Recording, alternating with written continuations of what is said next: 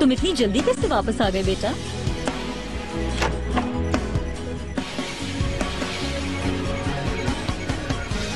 पूछ सकता हूँ पेंटिंग क्यों वापस की?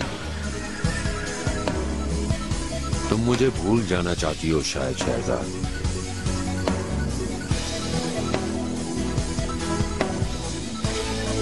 तुम मुझे थोड़ा सा भी नहीं जान पाई।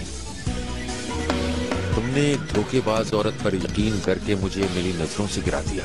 मैं आपसे इल्तिजा कर रही हूँ ओनर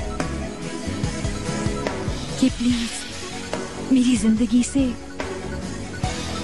आप निकल जाएं। आई रिक्वेस्ट यू, आप चले जाइए यहाँ से। मेरी जिंदगी का मकसद सिर्फ तुम थी शहजाद, क्योंकि मैंने तुम्हें दिल में जगह दी है। बस कर दें, ये बात आप मुझे बार बार क्यों याद दिला रहे हैं? मगर मैं ये बात नहीं भूल सकता शहजाद। तुम मेरा यकीन करो, तुमने प्यार के ऊपर झूठ को तरजीह दी है। बहुत हो गया, अब चले जाइए।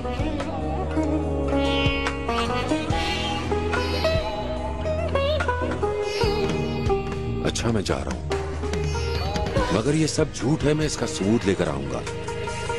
मैं बेकसूर हूं, ये बात साबित करके रहूंगा।